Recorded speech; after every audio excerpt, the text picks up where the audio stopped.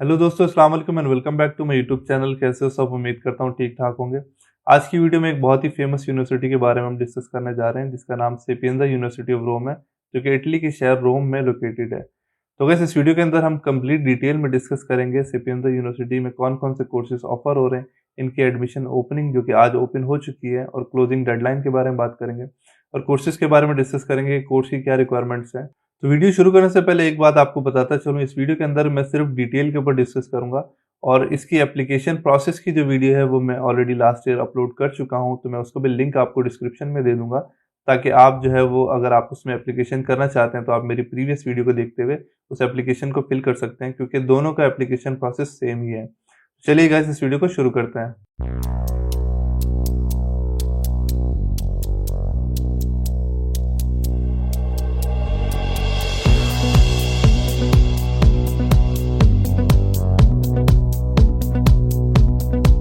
तो वैसे सिंपली हमने गूगल पे आना है और टाइप करना है सेपियंजा यूनिवर्सिटी ऑफ रोम एडमिशन 2023-24। ठीक है, तो सबसे ऊपर ही इनकी ये वेबसाइट आ जाएगी, इंटरनेशनल एडमिशन्स 2023-24 रोमा सेपियंजा।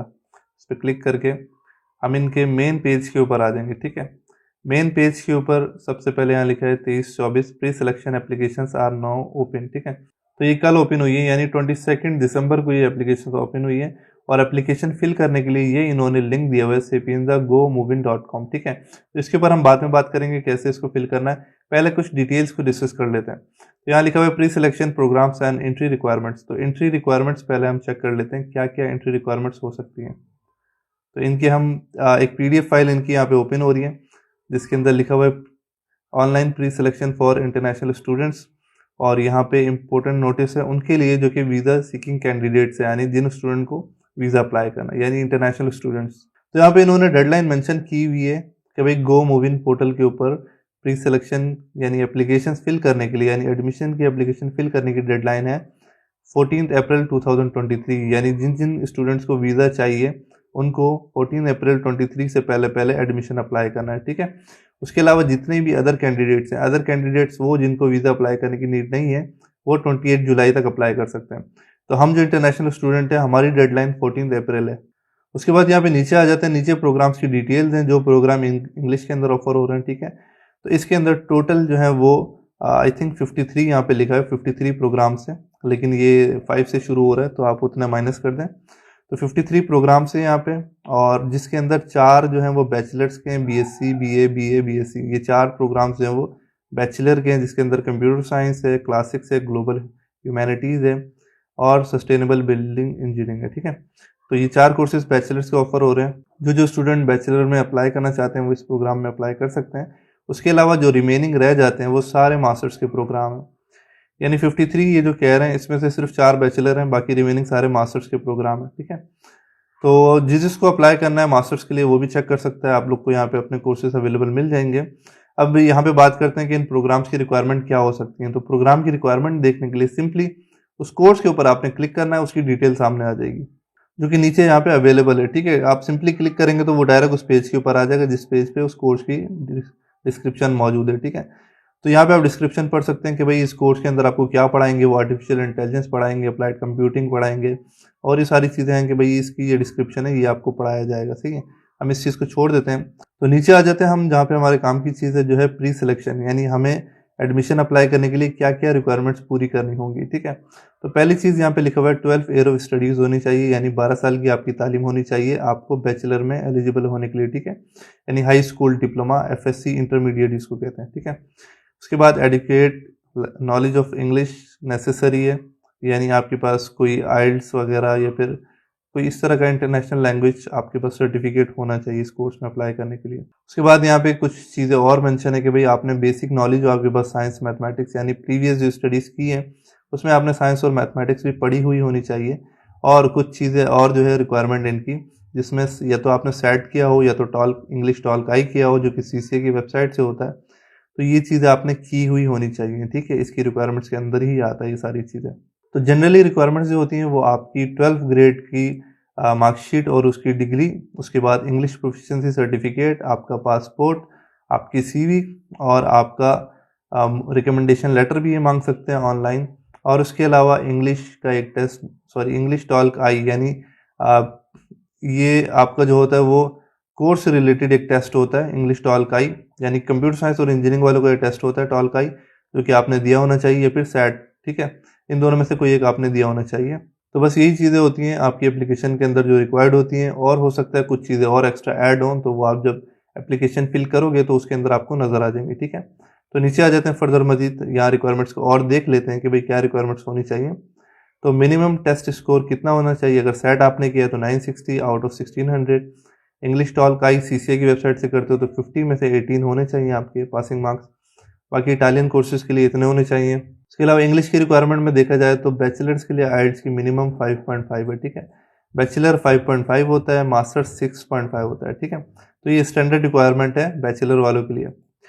बाकी जीपीए रिक्वायरमेंट की बात करें तो 100 में से 75% मिनिमम रिक्वायर्ड होता है, यानी आपकी परसेंटेज 75 होनी चाहिए। अगर आपकी 70 भी है तब भी आप अप्लाई कर सकते हो, इसमें कोई हर्ज नहीं है, हो सकता है आपको एडमिशन मिल जाए, ठीक है, क्योंकि इसमें अप्लाई करने की कोई फीस नहीं होती। अब ये तो थी बैचलर्स वालों की रिक्वायरमेंट्स, तो आपने एक दफ़ा इसको गो थ्रू कर लिया हम लोगों ने। अब मास्टर्स वालों का भी देख लेते हैं कि भाई मास्टर्स वालों की क्या क्या रिक्वायरमेंट पॉसिबिलिटी हो सकती है।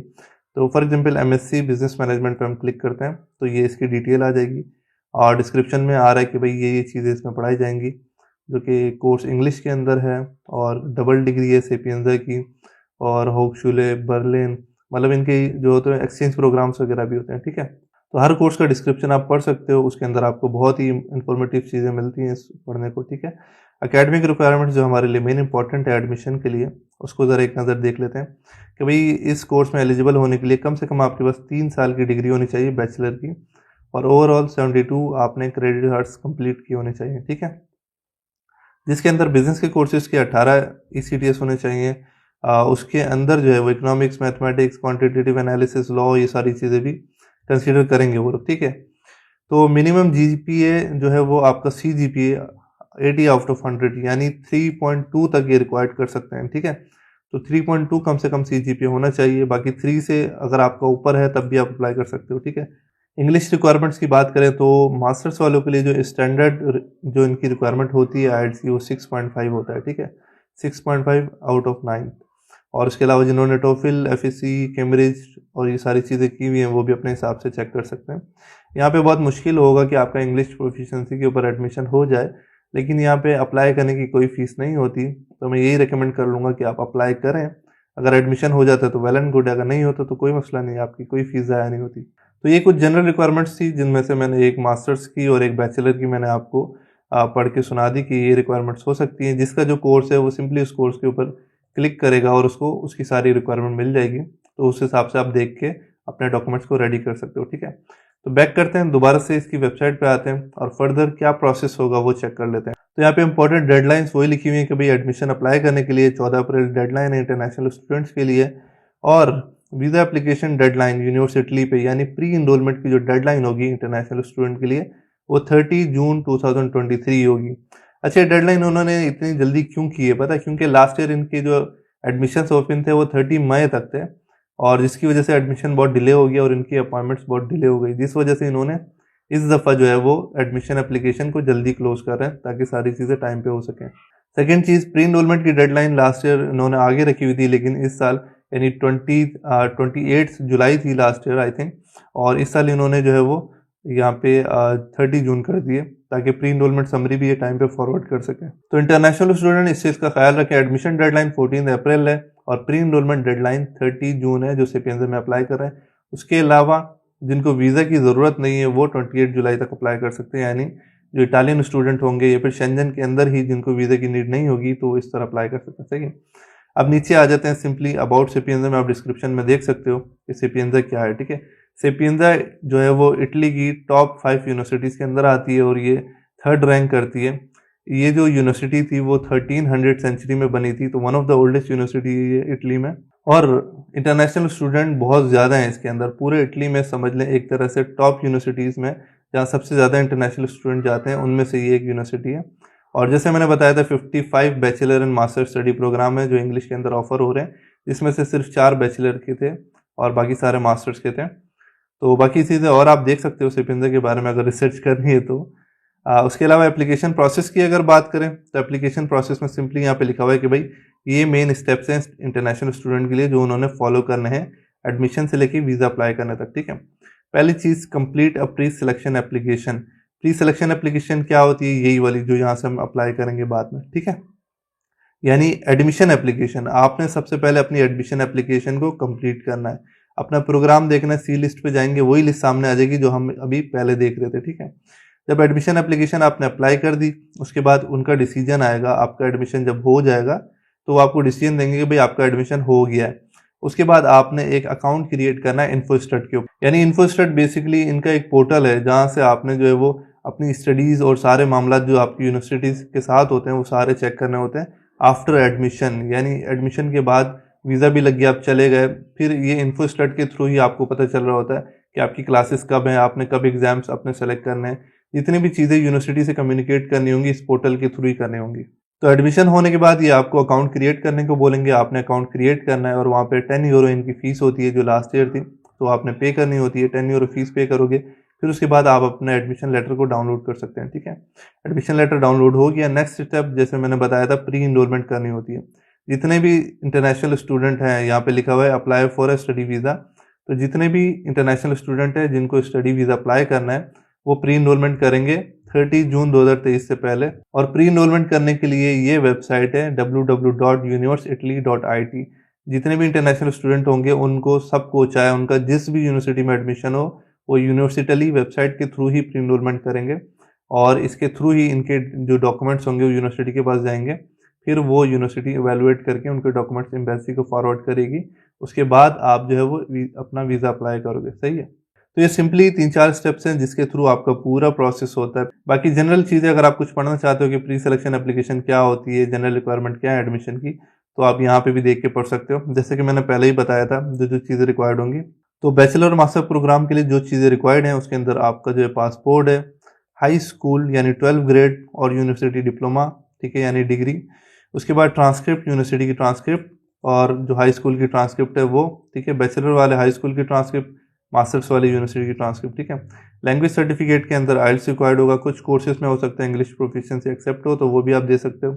रेफरेंस लेटर्स, ठीक है, रेफरेंस लेटर ये लोग ऑनलाइन मांगते हैं तो आपने ऑनलाइन रेफरेंस लेटर सबमिट करने होंगे।